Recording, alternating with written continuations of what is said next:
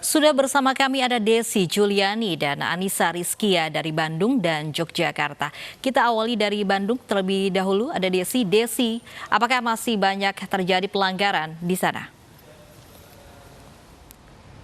Selamat siang Lovi dan pemirsa, sejauh ini dari pantauan kami pagi hari tadi di salah satu pusat keramaian di Kota Bandung, warga minim melakukan pelanggaran protokol kesehatan. Warga sebenarnya sudah mulai sadar ya akan pentingnya protokol kesehatan seperti penggunaan masker, kemudian berjaga jarak dan juga rajin mencuci tangan. Nah, meskipun warga sudah mulai sadar akan patuhnya protokol kesehatan ini, kami juga masih melihat beberapa petugas dari Satpol PP juga masih berjaga di pusat kota terutama dan tidak henti-hentinya menghimbau warga untuk tetap patuh akan protokol kesehatan. Dan tadi juga sudah diinformasikan oleh Lovi bahwa per tanggal 27 Juli 2020 mendatang, pemerintah Provinsi Jawa Barat akan memberlakukan denda bagi warga yang tidak menggunakan masker. Denda ini sebesar Rp100.000 sampai dengan Rp150.000 bagi warga yang tidak menggunakan masker, terutama di tempat-tempat umum, kemudian juga di kendaraan pribadi. Nah, saya akan mengajak Anda untuk berbincang bersama salah satu warga Kota Bandung terkait tanggapannya mengenai penggunaan atau penetapan denda yang akan diberlakukan pemerintah Provinsi Jawa Barat. Sudah hadir bersama saya. Selamat siang, Kang. Dengan Kang siapa? Willy Mukti. Oke. Kang Willy, sekarang kan udah mulai wajib menggunakan masker nih. Saya pengen tanya dulu, masker untuk Kang Willy seperti apa sih? Sekarang sih udah bagian dari outfit ya. Kemana-mana kita harus pakai masker.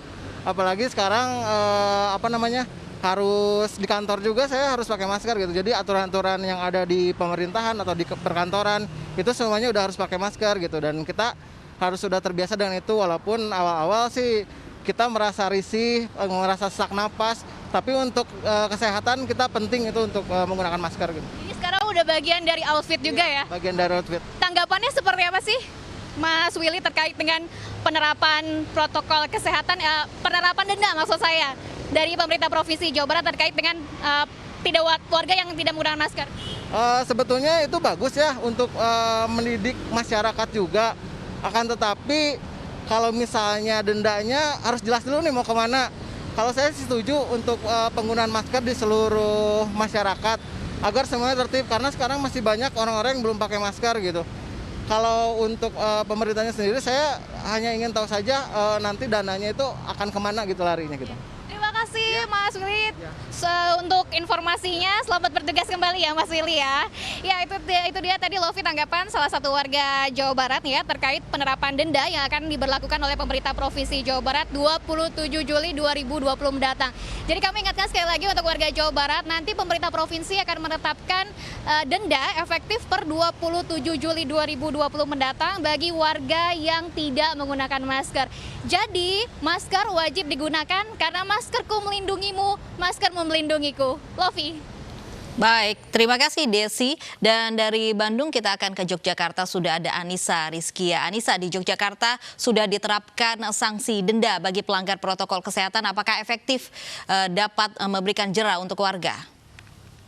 Ya, Lovi dan juga pemirsa, memang untuk siang hari ini penerapan dari sanksi denda yang diberlakukan kepada warga Kota Yogyakarta yang tidak mengenakan masker sesuai dengan peraturan Wali Kota Yogyakarta nomor 51 tahun 2020, ada 4 sanksi yang nantinya akan diberikan, yakni yang pertama sanksi secara lisan, kemudian sanksi secara tertulis, kerja sosial yang diberikan kepada warga pelanggar, dan yang keempat adalah bagi mereka yang tidak mengenakan masker akan didenda senilai Rp100.000.